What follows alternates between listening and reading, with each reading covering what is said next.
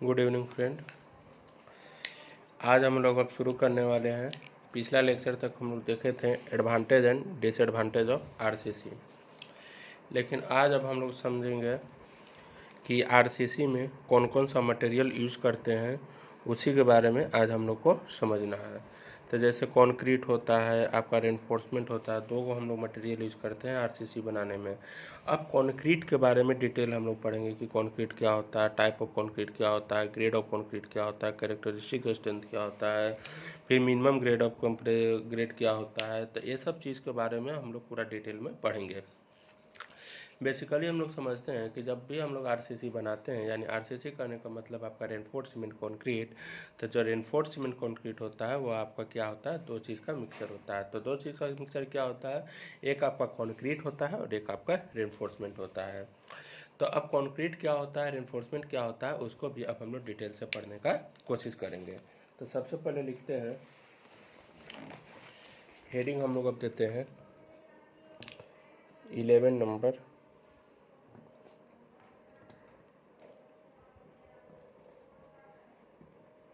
material used in the RCC. हम लोग का हेडिंग हो गया material use in the RCC. तो देखिए इसमें क्या है कि RCC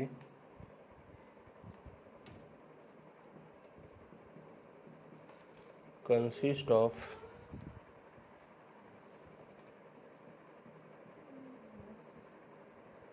concrete and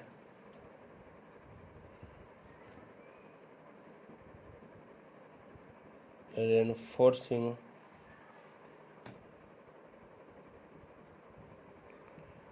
material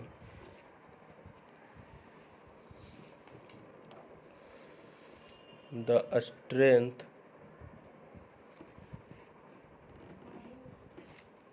in RCC section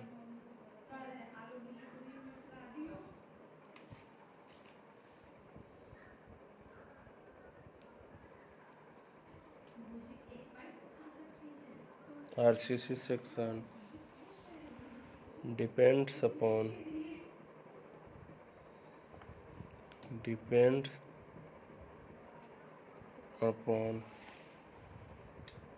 the kind of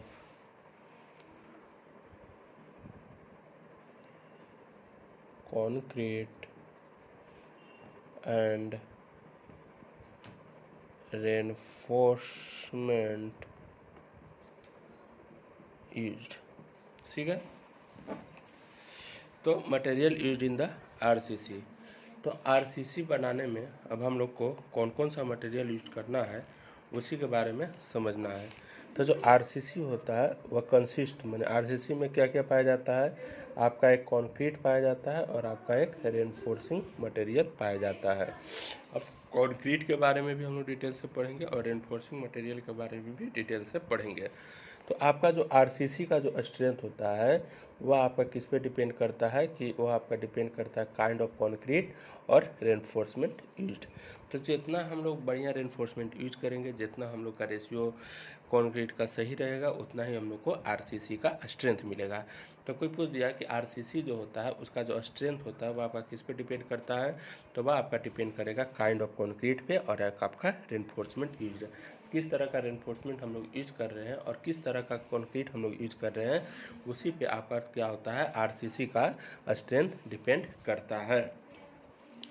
तो हम लोग कौन कौन सा मटेरियल यूज करते हैं, एक हम लोग कंक्रीट यूज करते हैं और एक हम लोग क्या यूज करते हैं, रेनफोर्समेंट यूज करते हैं, रेनफोर्समेंट यूज करते हैं। चलिए अब हम लोग अब आगे डिटेल में पढ़ते हैं। तो सबसे पहला चीज़ होता है कि अब हम लोग कंक्रीट को स्टार्ट करते हैं। कंक्रीट के बारे में अब हम लोग डिटेल में पढ़ने का कोशिश करेंगे।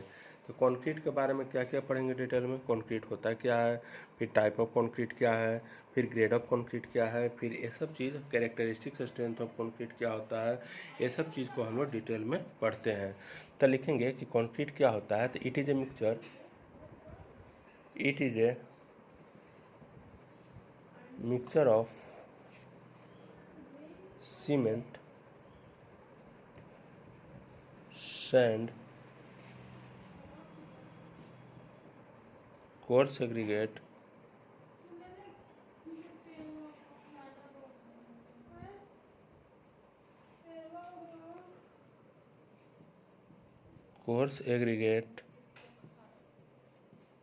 water and admixture. बात समझ में आ गया। तो कंक्रीट जो आपका होता है वह एक मिक्सचर होता है। किस किस का मिक्सचर होता है, सीमेंट का होता है, सैंड का होता है, कोर्स एग्रीगेट का होता है, वाटर का होता है और आपका एडमिक्सचर का होता है। आगे है कि द प्रॉपर्टी ऑफ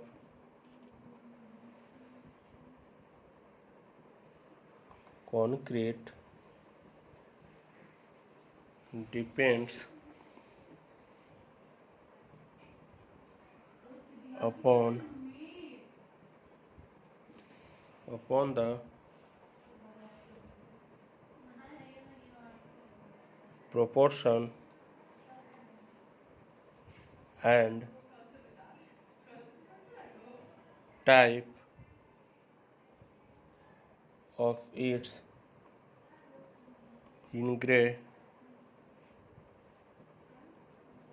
ingredients। तो जो आपका कंक्रीट का जो प्रॉपर्टी होता है वह आपका किस पे डिपेंड करेगा, वह आपका डिपेंड करेगा प्रोपोर्शन और टाइप ऑफ इट्स इंग्रेडिएंट्स। मैंने उसका जो इंग्रेडिएंट्स है, जैसे कंक्रीट बनाने में हम लोग कौन कौन सा इंग्रेडिएंट्स यूज करते हैं, cement, sand, coarse aggregate, water और एडमिक्सचर। तो ये सब आपका क्या है, कंक्रीट का इंग्रेडिएंट्स है। तो इसका जो प्रॉपर्टी होता है कंक्रीट का, यही सब चीज़ का इंग्रेडिएंट्स के प्रोपोर्शन और टाइप पे डिपेंड करता है। अगर सीमेंट का क्वांटिटी हम लोग ज़्यादा भी ले लेंगे तो दिक्कत है, अगर सीमेंट का क्वांटिटी कम भी लेंगे तो दिक्कत है।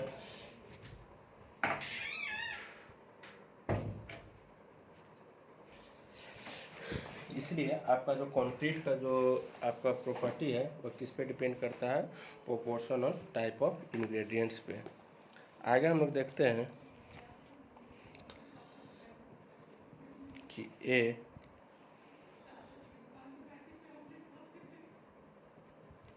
properly designed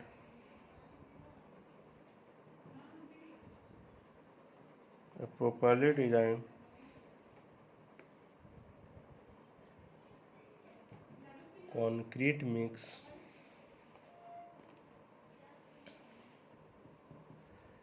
is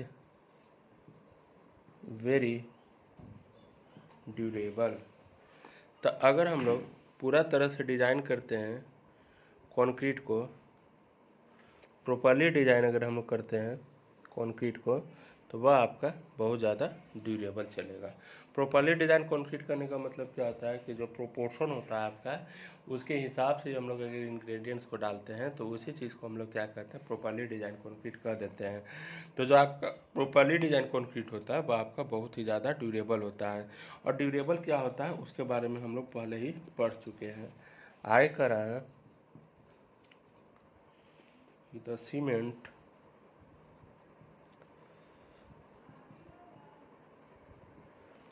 used for RCC work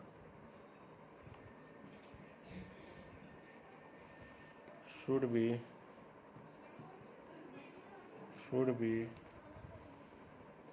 of good quality and measured by weight only and not by volume. तो देखिए, तो जो हम लोग सीमेंट यूज कर रहे हैं किसके लिए, आरसीसी वर्क के लिए, वह आपका बढ़िया क्वालिटी का होना चाहिए, गुड क्वालिटी का होना चाहिए। और उसको मेजर करते हैं हम लोग वेट के हिसाब से, न कि उसको हम लोग वॉल्यूम के हिसाब से करते हैं। जैसे हम लोग 50 kg सीमेंट कहते हैं, न कि हम लोग 50 ml क्या कहते हैं सीमेंट कहते हैं। तो जब भी हम लोग सीमेंट यूज करेंगे आरसीसी वर्क करने के लिए, वह आपका गुड क्वालिटी का होना चाहिए। और साथ साथ उसको मेजर कैसे करेंगे, उसको मेजर वेट के हिसाब से करेंगे, न कि उसको मेजर हम लोग वॉल्यूम के हिसाब से करेंगे। चलिए अब अगला पॉइंट देखते हैं। तो कह रहा है the concrete should mixed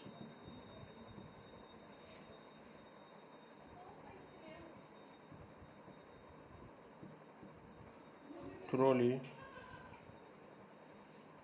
to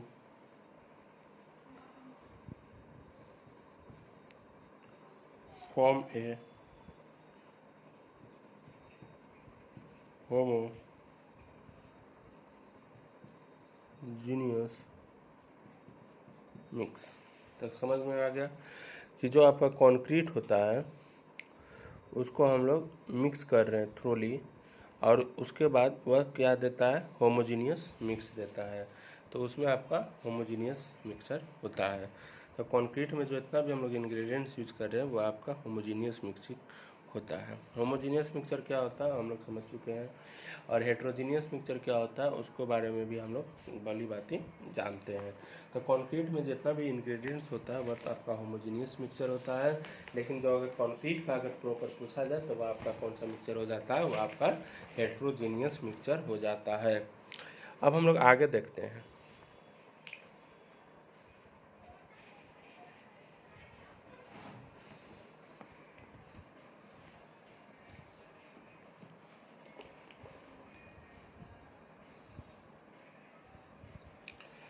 कर रहा है concrete should be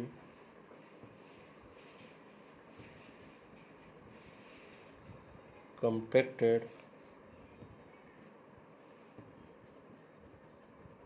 properly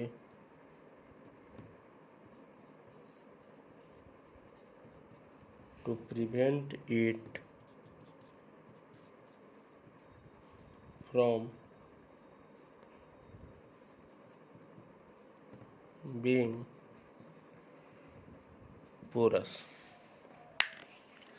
तो क्या करा है कि कंक्रीट जो है उसको हम लोग कंपैक्ट करते हैं, यानी उसको हम लोग फोर्स अप्लाई करते हैं, कंपैक्शन देते हैं प्रॉपरली। किस लिए उसको हम लोग कंक्रीट को कंपैक्ट करते हैं, ताकि prevent it from being porous, porous होने से बच सके, इसलिए उसको हम लोग प्रॉपरली कंपैक्टेड करते हैं। पोरस क्या होता है, जो पानी पास कर जाता है उसको पोरस कहते हैं। तो कंक्रीट को हम लोग क्या करते हैं कि पूरा तरह से कंपैक्ट करते हैं। क्यों कंपैक्ट करते हैं, ताकि आपका पोरस नहीं हो पाए, कंक्रीट आपका पोरस नहीं हो पाए, इसलिए हम लोग पूरा तरह से कंपैक्ट करते हैं। और कंपैक्ट कैसे करते हैं, जैसे आपका वाइब्रेटर वगैरह ये सब यूज़ किया जाता है साइड पे, तो उसी चीज़ को हम लोग क्या कहते हैं, कंपैक्शन कहते हैं। तो कंक्रीट को पूरा तरह से कंपैक्ट करते हैं ताकि वह हम लोग को उसको पोरस से प्रिवेंट कर सकें, इसलिए हम लोग कंक्रीट को पूरा तरह से कंपैक्ट करते हैं। अगला पॉइंट हम लोग देखते हैं।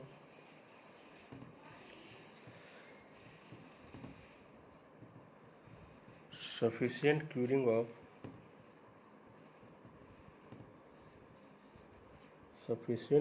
of concrete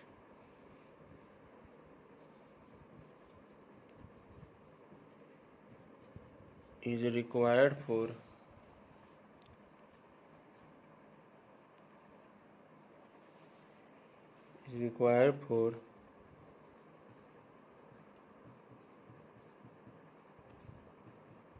developing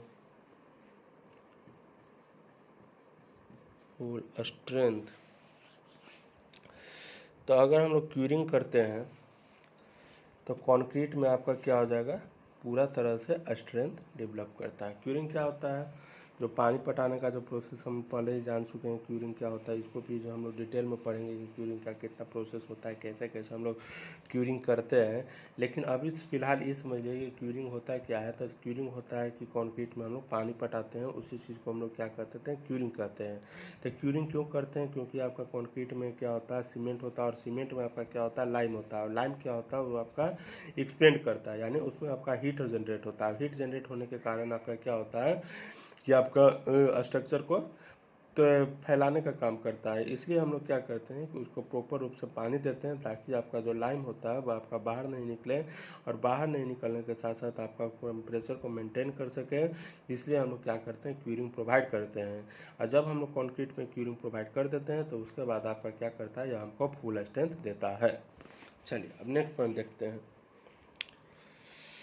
आगे कर रहा है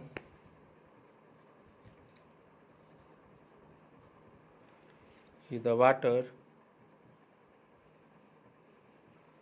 cement ratio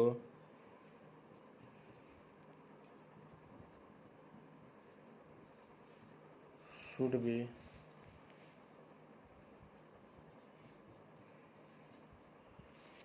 appropriate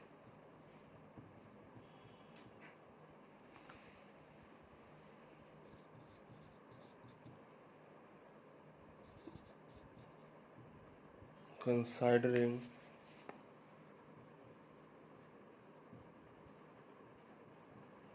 the strength and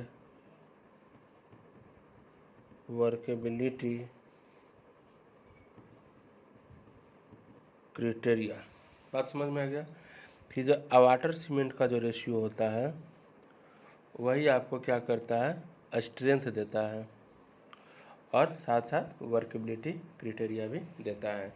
तो अगर हम लोग को वाटर सीमेंट रेशियो अगर ज़्यादा हो जाएगा, अगर पानी का मात्रा अगर हम लोग कंक्रीट में ज़्यादा कर देंगे तो स्ट्रेंथ कम हो जाएगा, और साथ साथ आपका वर्केबिलिटी बढ़ जाएगा। क्यों, क्योंकि स्ट्रेंथ और वर्केबिलिटी आपका एक दूसरे का क्या होता है, इन्वर्सली प्रोपोर्शनल होता है। अगर स्ट्रेंथ ज़्यादा है तो वर्केबिलिटी कम होगा, अगर स्ट्रेंथ कम है तो वर्केबिलिटी आपका क्या हो जाएगा, ज़्यादा हो जाएगा। इसलिए हम लोग कहते हैं कि जो आपका वाटर सीमेंट रेशियो होता है वह आपका पूरा तरह से स्ट्रेंथ देता है, और साथ साथ स्ट्रेंथ देने के साथ साथ क्या करता है कि आपका वर्केबिलिटी कंडीशन भी डिपेंड करता है किस पे, वाटर सीमेंट रेशियो पे। चलिए अब हम लोग आगे पढ़ने का कोशिश करते हैं। तो आगे क्या कहता है, चलिए देखते हैं आगे।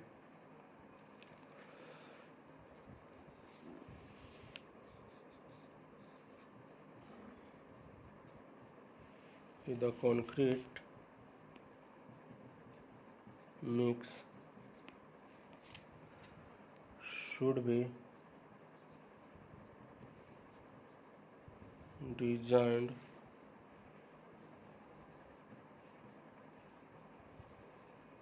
properly and should have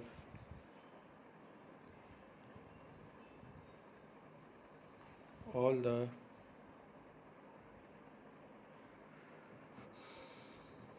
ingredients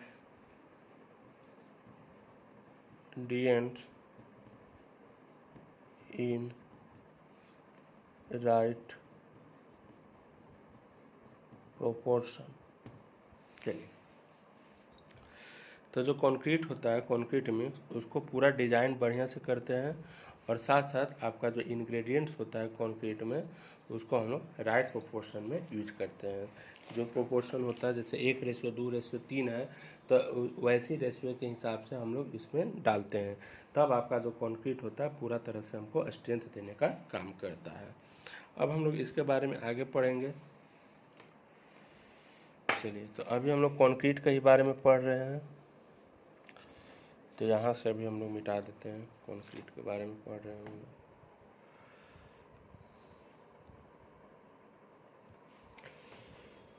चलिए,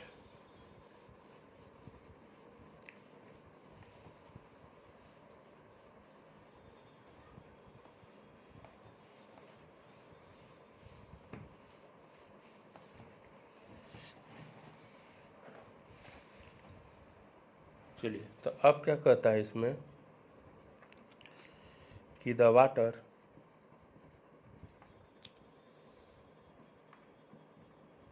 used for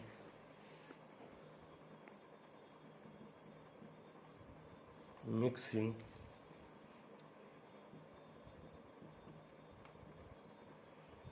should be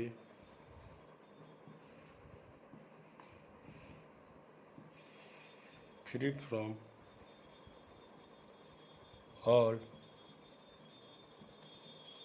harmful organic substance।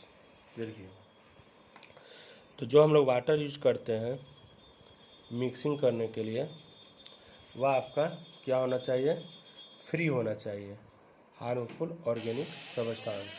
तो जो ऑर्गेनिक सबस्टांस होता है वाटर में, उससे आपका फ्री होना चाहिए। तो जो हम लोग वाटर यूज कर रहे हैं आपको कंक्रीट मिक्सिंग करने के लिए, वह आपका क्या होना चाहिए, हार्मफुल ऑर्गेनिक सबस्टांस से फ्री होना चाहिए। पूरा तरह से पोर्टेबल वाटर हम लोग को यूज करना है। इसके लिए हम लोग को वाटर को पूरा तरह से प्यूरिफाई करने का ज़रूरत पड़ता है। आगे कह रहा है कि the aggregate should be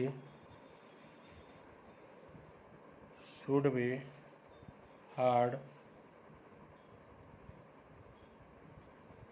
durable and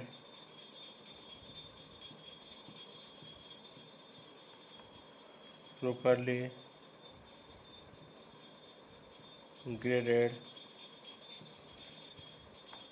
for most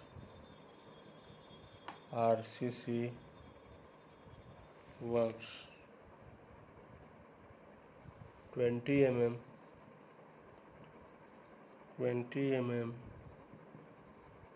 size of aggregate is suitable। समझ में आ गया। तो जो एग्रीगेट हम लोग यूज कर रहे हैं वह आपका हार्ड होना चाहिए, साथ साथ आपका ड्यूरेबल होना चाहिए, और साथ साथ आपका क्या होना चाहिए, प्रॉपरली ग्रेडेड होता है। और ज़्यादातर आपका आरसीसी वर्क के लिए हम लोग कितना साइज़ का एग्रीगेट यूज करते हैं, 20 mm साइज ऑफ एग्रीगेट हम लोग यूज करते हैं। तो ये हम लोग को एग्रीगेट के बारे में मिल गया। हम लोग का कंक्रीट बनाने में सीमेंट के बारे में अब हम लोग को पता चल गया कि सीमेंट कैसा कैसा यूज करना है। दूसरा हम लोग को वाटर के बारे में यूज करना है कि वैसा वाटर हम लोग यूज करना है जो आपका हार्मफुल ऑर्गेनिक मटेरियल से फ्री रहे। तीसरा अब हम लोग को एग्रीगेट के बारे में पढ़ना है। तो एग्रीगेट आपका हार्ड होना चाहिए, ड्यूरेबल होना चाहिए, पूरा तरह से ग्रेडेड होना चाहिए, और साथ साथ आपका क्या होना चाहिए, 20 mm साइज का हम लोग एग्रीगेट यूज करते हैं। अब हम लोग आगे पढ़ते हैं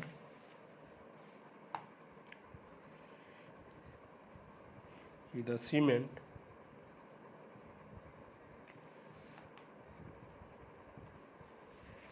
used for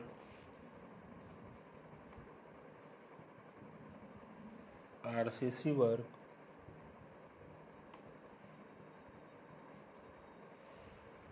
should be good quality and measured by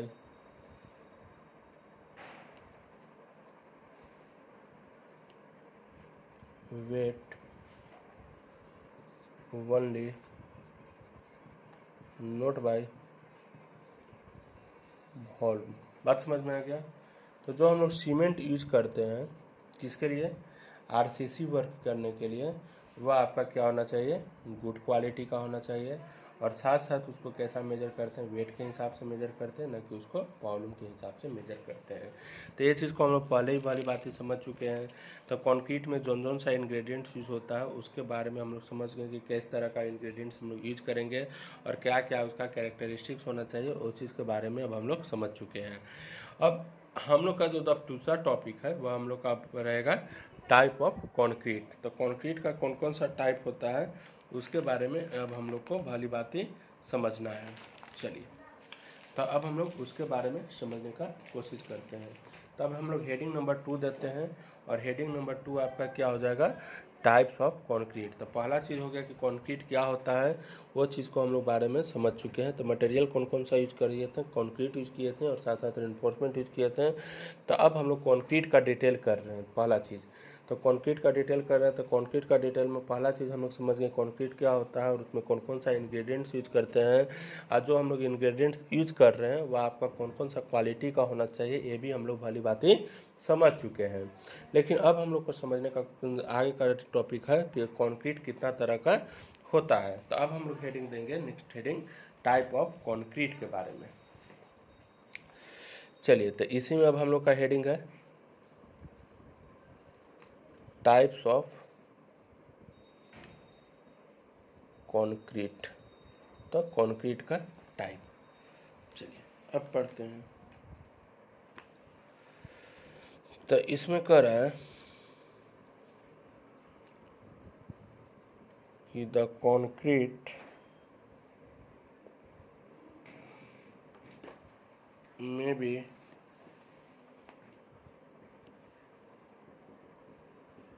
classified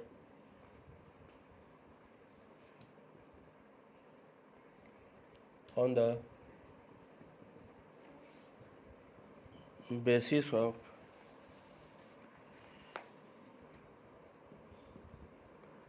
value of mix।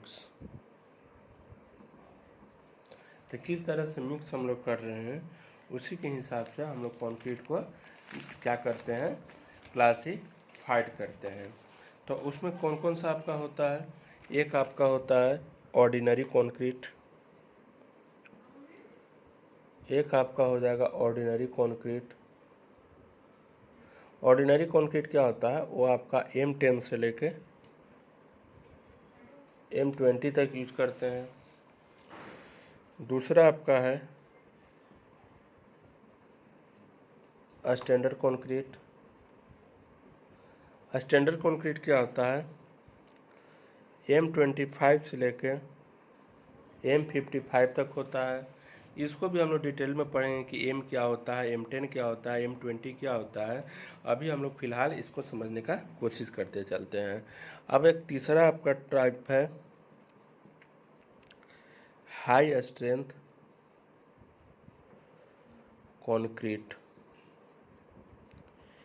ये आपका क्या होता है, greater than M60।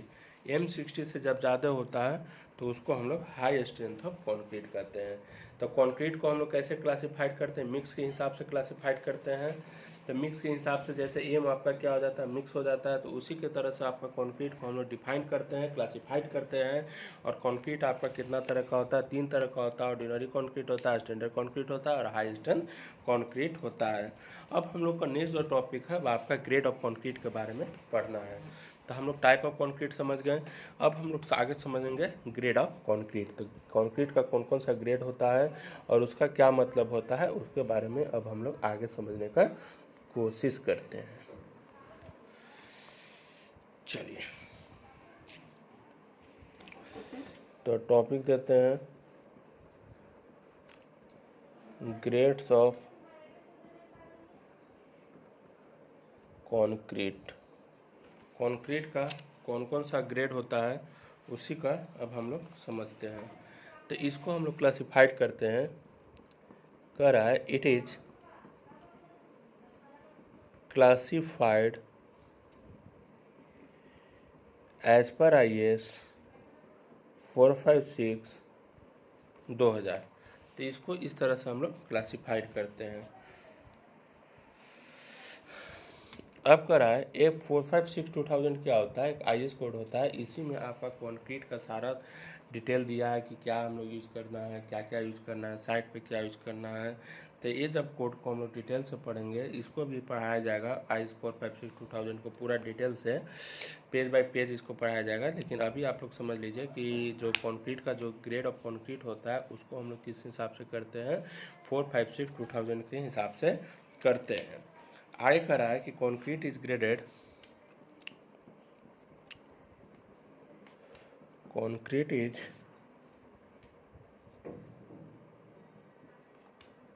graded or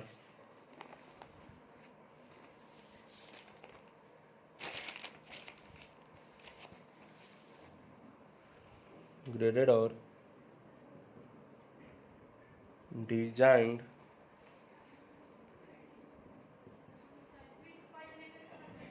on the basis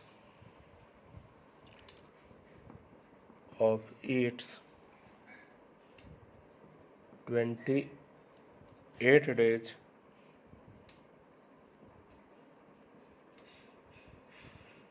compressive strength requirement. चलो, तो जो आपका कंक्रीट होता है उसको ग्रेडेड और डिज़ाइन किसके हिसाब से करते हैं? आपका 28 डेज कंप्रेसिव स्ट्रेंथ के हिसाब से करते हैं। तो आपका 28 डेज कंप्रेसिव स्ट्रेंथ क्या होता है उसके बारे में भी हम लोग डिटेल में पढ़ेंगे। बस अभी बेसिकली यह समझ लीजिए कि जो कंक्रीट का जो ग्रेड होता है वह आपका किस पे डिपेंड करता है? 28 डेज कंप्रेसिव स्ट्रेंथ पे डिपेंड करता है। अब हम लोग आगे पढ़ते हैं।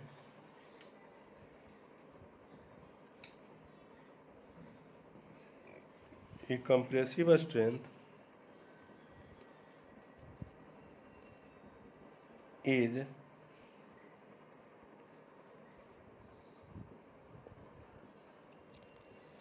measured by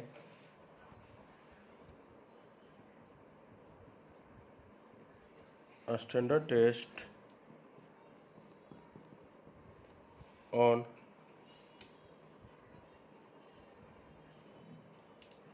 concrete cube और सिलेंडर स्पेसिमिन। बात समझ में आ गया? तो जो आपका कंप्रेसिव स्ट्रेंथ होता है उसको कैसे मेजर किया जाता है? उसको मेजर किया जाता है आपका एक कंक्रीट क्यूब के हिसाब से और आपका सिलेंडर स्पेसिमिन के हिसाब से। तो आप लोग साइड पे देखते हैं कि एक क्यूब बना होता है, इसी के हिसाब से हम लोग क्या करते हैं कि इसको 28 डेज के लिए छोड़ देते हैं कंक्रीट को, और उसके बाद इसको हम लोग लोड देते हैं और उसी के बाद से हम लोग इसका कंप्रेसिव स्ट्रेंथ निकालने का कोशिश करते हैं। तो आपका जो कंप्रेसिव स्ट्रेंथ होता है, कंप्रेसिव स्ट्रेंथ निकालने का दो तरीका होता है। तो कौन कौन तरीका होता है? एक क्यूब का होता है और एक आपका सिलेंडर स्पेसिमेन होता है। तो कंप्रेसिव स्ट्रेंथ जो होता है आपका दो तरीका से निकालने का होता है, एक आपका क्यूब के हिसाब से होता है और एक आपका सिलेंडर के हिसाब से होता है। तो उसमें भी हम लोग डिटेल से पढ़ेंगे कि क्यूब से कैसे निकाला जाता है, सिलेंडर से कैसे निकाला जाता है, उसका क्या क्वांटिटी होता है, उसका स्ट्रेंथ पे क्या इफेक्ट पड़ता है, दोनों का स्ट्रेंथ में क्या रिलेशन है, उसके बारे में भी अब हम लोग को डिटेल में पढ़ेंगे। फिलहाल हम लोग समझते हैं कि कंप्रेसिव स्ट्रेंथ होता है वो आपका एक क्यूब के हिसाब से निकालते हैं और एक आपका सिलेंडर स्पेसिमेन के हिसाब से निकालते हैं। चलिए अब हम लोग आगे देखते हैं।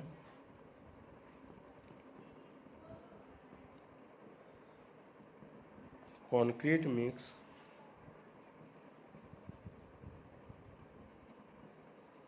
in terms of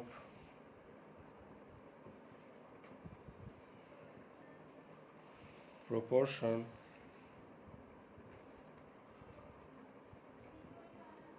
of the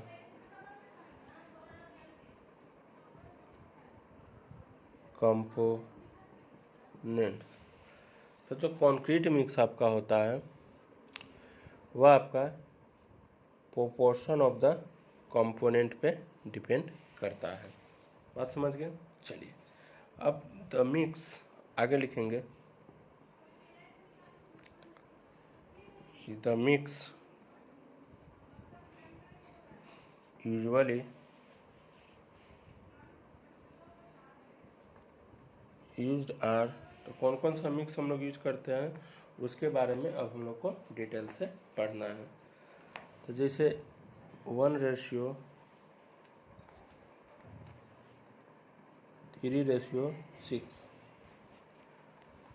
1:2:4, 1:1:3, 1:1:2। तो ये सब चीज़ आपका क्या हो जाता है? प्रोपोर्शन हो जाता है। तो इसमें 1 क्या हो गया आपका सीमेंट हो गया, ए आपका फाइन एग्रीगेट हो गया और ए आपका क्या हो गया कोर्स एग्रीगेट हो गया। तो अगर हम लोग 1 बैग सीमेंट डालते हैं तो 3 बैग हम लोग को ऐसी डालना पड़ेगा और 6 बैग हम लोग को वो चीज़ डालना पड़ेगा। तो ये सब चीज़ हम लोग का प्रोपोर्शन के हिसाब से होता है। तो इसको हम लोग कहाँ पे यूज करते हैं वो चीज़ हम लोग समझने का कोशिश करते हैं। तो कह रहा है कि it is used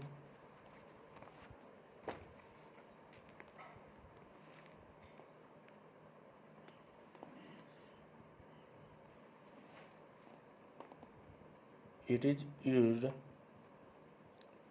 for mass concreting. तो इसको हम लोग कहाँ यूज करते हैं, मास कॉन्क्रीटिंग में यूज करते हैं। और मास कॉन्क्रीटिंग क्या होता है, जहाँ पे एग्रीगेट का क्वांटिटी ज़्यादा होता है उसी चीज़ को हम लोग मास कॉन्क्रीटिंग यूज करते हैं। It is used in generally RCC. इसको हम लोग जनरली कहाँ यूज करते हैं, आरसीसी में यूज करते हैं, यानी रेनफोर्स सीमेंट कंक्रीट में यूज करते हैं।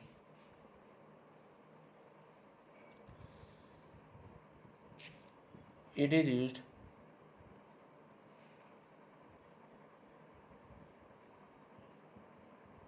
Front face of dam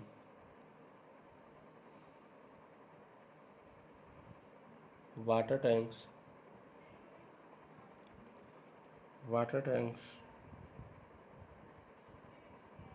columns ETC। तो इसको हम लोग कहाँ कहाँ यूज करते हैं, फ्रंट फेस ऑफ डैम में यूज करते हैं और इसको हम लोग कहाँ यूज करते हैं, रियर फेस ऑफ डैम में यूज करते हैं।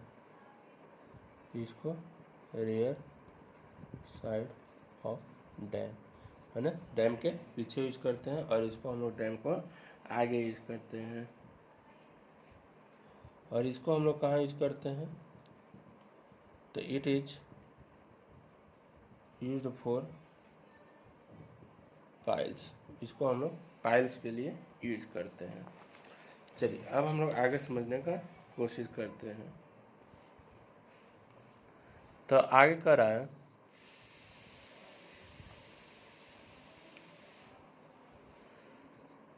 कि the revised IS code has recommended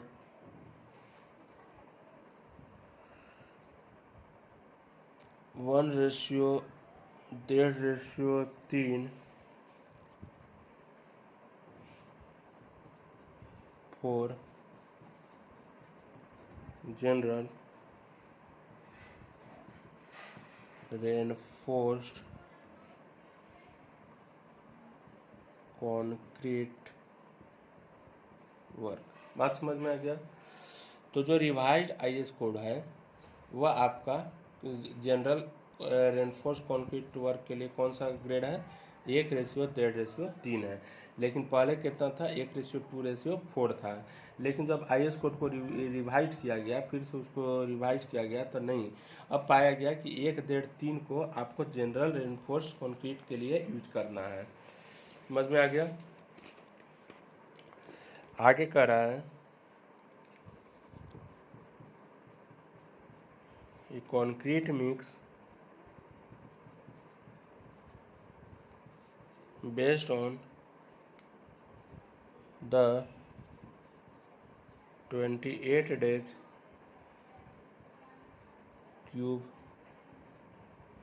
strength. तो आपका जो कंक्रीट मिक्स होता है आपका किस पे बेस्ड है, 28 डेज क्यूब स्ट्रेंथ पे थी है। आगे करा है कि as per IS 456/2000 concrete is graded into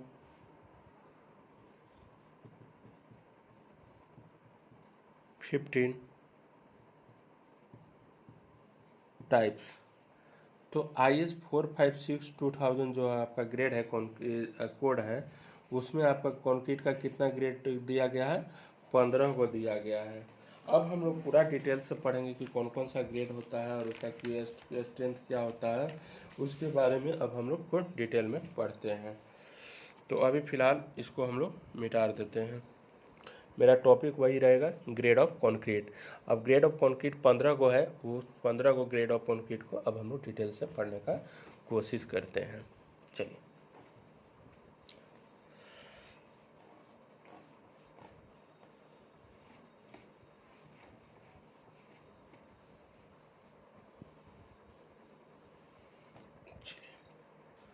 तो सबसे पहले आपका क्या लिख देते हैं, इधर ग्रुप लिख देते हैं, इसको इस तरह से कर देते हैं। फिर आपका डिजाइनेशन लिख देते हैं। फिर हम आपका specified characteristics,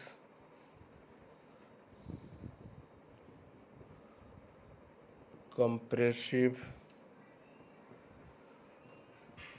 strength of 150 mm³ at 28 days Nm/mm²। तो ये चीज़ आपका हो गया।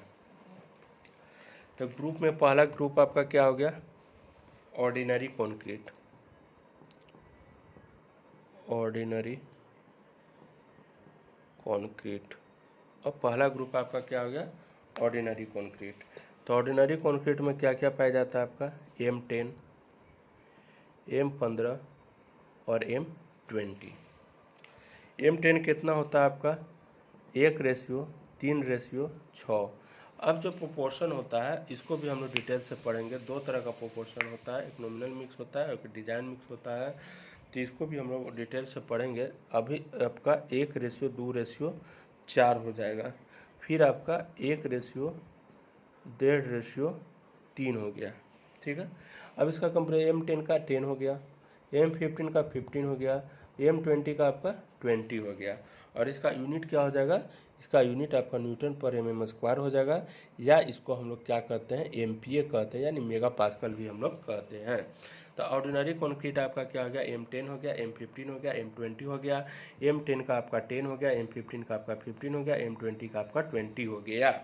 अब हम लोग दूसरा इसका ग्रुप में आते हैं, और दूसरा ग्रुप क्या होता है उसके बारे में अब हम लोग समझने का कोशिश करते हैं। तो चलिए, दूसरा है आपका स्टैंडर्ड कंक्रीट। Standard concrete. चलिए, तो स्टैंडर्ड कंक्रीट क्या होता है, देखिए इसमें क्या क्या हम लोग रखते हैं, M25, M30, M35, M40, M45, M50 और M55। इसका रेशियो क्या होता है आपका, 1:1:2। और फिर बाद में आपका क्या होता है, रिवर्स हो जाता है। यही रेशियो अब धीरे धीरे उलटने लगता है। तो इसका अब क्या हो जाएगा, 25, इसका 30, इसका 35, इसका 40, इसका 45, इसका 50 और इसका 55। चलिए, अब हम लोग का तीसरा जो ग्रुप है वो देखने का कोशिश करते हैं।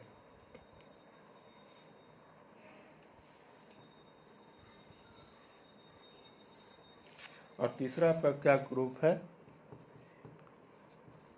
हाई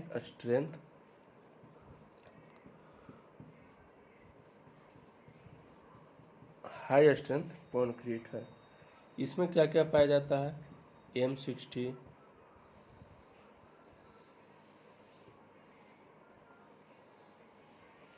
चलिए M60, M65, M70, M75, M80। तो देखिए 1 2 3 4 5 6 7 8 9 10 11 12 13 14 15। तब 15 को आपका हो गया।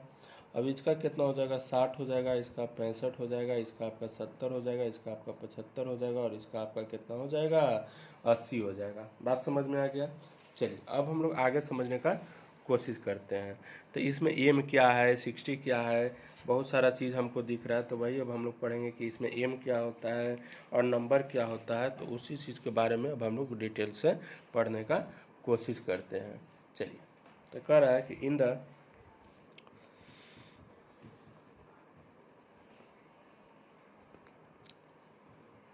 The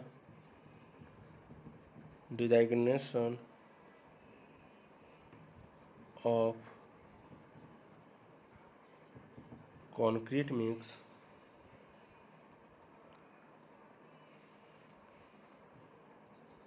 M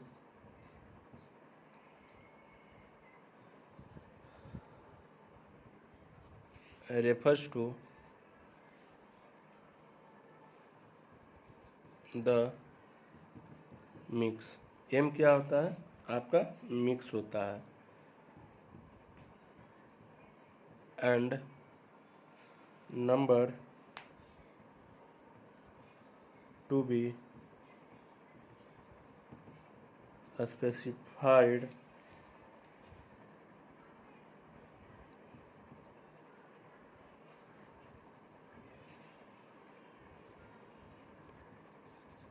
characteristics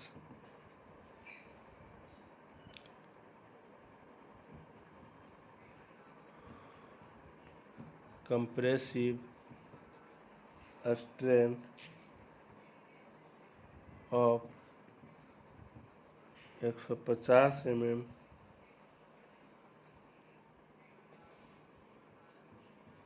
cube at 28 days। The characteristics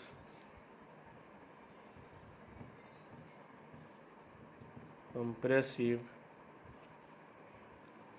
strength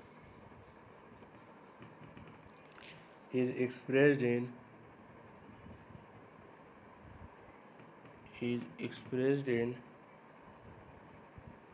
Newton पर mm स्क्वायर और MPa। बात समझ में आ गया। तो कह रहा है कि जो आपका एम होता है वह आपका क्या दे रहा है, मिक्स दे रहा है। यानी एम का मतलब यहाँ पे क्या हो गया, मिक्स हो गया, मिक्स हो गया, ठीक है। और जो नंबर है जैसे आपका 60 है तो वह आपका क्या बता रहा है, कैरेक्टरिस्टिक्स कंप्रेसिव स्ट्रेंथ के बारे में बता रहा है। और इसको कैसे टेस्ट करते हैं, 150 mm क्यूब पे टेस्ट करते हैं। और कितना दिन में करते हैं, 28 डेज में करते हैं। तो कोई भी पूछेगा कि अगर मान लो जो M60 है तो M60 में M क्या हो रहा है, तो M आपका मिक्स बता रहा है और 60 आपका क्या बता रहा है, कैरेक्टरिस्टिक्स कंप्रेसिव स्ट्रेंथ बता रहा है 150 mm क्यूब का। कब, 28 दिन पर। और जो कैरेक्टरिस्टिक्स कंप्रेसिव स्ट्रेंथ होता है उसको आपको कैसे एक्सप्रेस किया जाता है, तो उसको आपको एक्सप्रेस किया जाता है न्यूटन पर mm स्क्वायर और मेगा पास्कल में इसको एक्सप्रेस किया जाता है। चलिए अब हम लोग यहाँ तक समझ चुके हैं कि कंक्रीट होता क्या है, टाइप ऑफ कंक्रीट क्या होता है, ग्रेड ऑफ कंक्रीट क्या होता है। अब हम लोग नेक्स्ट वीडियो में पढ़ेंगे कैरेक्टरिस्टिक स्ट्रेंथ क्या होता है, मिनिमम ग्रेड ऑफ कंक्रीट क्या होता है, effect of strength with age क्या होता है। ये सब चीज़ के बारे में हम लोग अब डिटेल में पढ़ने का कोशिश करेंगे नेक्स्ट वीडियो में। ओके।